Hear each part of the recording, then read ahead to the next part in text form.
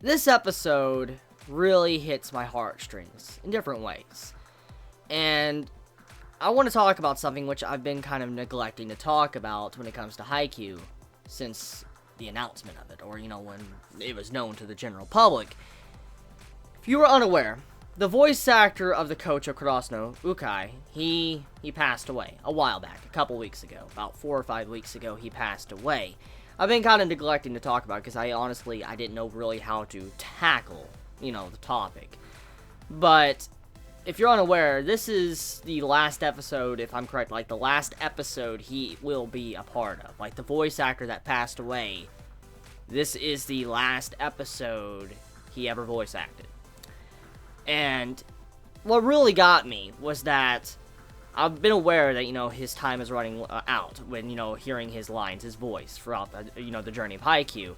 And when you look at this episode and the voice actor, the emotions in it, it just means so much more. And it makes me honestly sad. I'm getting tears in my eyes because it's so sad. It's from an emotional standpoint. When you realize that this voice actor that voiced the coach of Kurosano, and in this episode, when everybody was in such a desperate situation, everything seemed lost. Everybody's getting gloomy, sad. Coach stands up. Ukai says, "Don't look down, look up." Those lines. Such emotional lines. To think that is the final time we will hear this voice actor, Tanaka. This is the final time we will hear this voice actor. Gotta say, it's probably one of the better ways to go out. As a voice actor, those were some great final lines. I mean, for the moment, of what this match meant, it truly is emotional when you think about how much weight those lines carry now for this series. So, yeah. Rest in peace, Tanaka. You're a great voice actor. You will be missed. Your shoes probably will never be filled because of how great a voice actor you were, but also the emotions you put throughout your casting as a voice actor and your journey in many different anime. But the final words you said definitely were something that truthfully I will remember, definitely. So, instead of feeling glum and gloomy, let's actually take the words from Tanaka, what he said with his character, Ukai, and say, look forward, look up. And I will. So, talking about the episode. Suki arrives at the end of the episode, and that man, oh my god, that man makes me so happy to see him there. To be honest, just to see how the coach cheered them on to say, stand up, don't be glum, look forward, look up and don't look down, that was enough. But then when you see after all this is said and done, everybody's feeling happy once again because they realize it's not over yet, Suki pops on out. He's going real quickly and he pops on out. You're like, everything is going to be okay. Suki is finally here and all is not lost. And that right there, I was like, fuck yes! Yeah, seriously, I was so fucking happy to see Suki pop up and actually be able to help them on the final stretch. He didn't pop up on the court and see that his entire team of Kurosano has lost. He managed to make it in time for he could kind of decide the endgame of this match.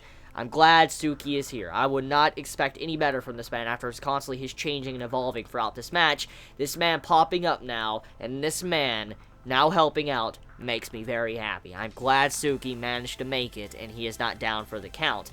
Now, besides Suki in that very hype moment, let's talk about Hinata for a second. So Hinata, him as a character, he did such a good move in this episode. I mean, the way he was able to kind of block, he did a low block, but also it's kind of like he was spiking the ball back.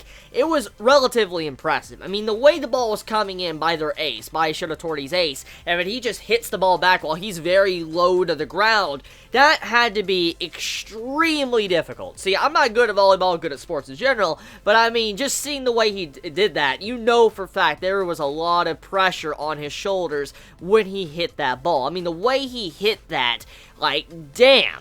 Like, that took a lot of skill. But then also when he took it to the face as well, when he bounced the ball off his face, and he was able to see the ball, and he was able to turn his face in time to where he wouldn't get a bloody nose, where he wouldn't be called out of the match, that was a very good move. I mean, just to see how quick of a thinker he is. I mean, he was able to think about all this in the time he was looking at the ball, which goes along with his character development he's been getting throughout the journey of Haikyuu. I mean, for one, that was said a while back, is he only has a couple of little seconds, or like 1 second to really maneuver the ball, and with that, he needs to really think about what he needs to do next when he has this ball to himself for a little bit. He needs to figure out where he needs to go with it, and to see how he's able to watch the ball now, realize where it's coming in at, but also be able to think in time to where he can move himself to the side, where he can take the hit from the, the side of his face instead of the front face. That shows how much he has grown, how much of a better player he has become. But then, to go even further, let's look at all of our other characters standing in and pushing themselves to the absolute limit. I mean, everyone was going in. Everyone was exhausted. Everyone was tired. Everybody's reaching their limit on both sides of the court, but they continue on pushing back and forth, and they're trying to overcome each other, get 2 points ahead before they can win. And when you see both sides throughout the episode just slowly tiring down, you just see these mistakes, and you just see how they're also helping each other. You just see going back and forth, and you just see the sweat on their faces. They're constantly struggling to just continue to move. You see how much this, match means to both sides, both players, and this is coming down to the letter, like the final string a part of this match. Like, who will win? Who will, become on top? Like, who will be the best of both of these teams? Will Shiratori, be the best, or will it be Karasuno, the fallen school, the fallen bird? Will they finally stand back on top, and will they fly once again? Will they no longer be the flightless school, or will they now actually take flight and fly off and actually become even greater than they once were? I'm just curious to see where it's going to go and where this match is going to take us, because if I had to assume, next week is probably the finale of the match. Like, next week will probably determine who is the victor, and then the episode after that will be the conclusion, like wrapping up, the season of Haikyuu, wrapping up season 3, and then maybe eventually when episodes build up, or chapters build up, we'll be able to have a season 4. So for now, though, this episode, incredibly hype, and just once again, Suki being there really just saves the day. And I don't want to get back into it with Suki, because I've already talked about how good of a character he is, and how much he's just changed, and my opinion of him has changed. But just seeing him there, it makes me happy, and also makes me know that most likely Karasuno is going to be able to get out of this one and be able to overcome and be on top. So yeah, what's everybody's thoughts on this episode? How'd you all feel about, Hinata and his development? How do you feel about Suki popping up? How do you feel about Kageyama? How do you feel about all these other characters popping up and helping out? All these side support characters, all of them coming in this match to be able to save Karasuno. Tell me your honest thoughts in the comments below. And also, once again, I just want to say, may you rest in peace, Tanaka, the voice actor of the coach of Karasuno. You were a very good voice actor. You will be missed, and may you rest in peace. And with that, you all have a wonderful day or night wherever you live. Please be safe. Chibi out.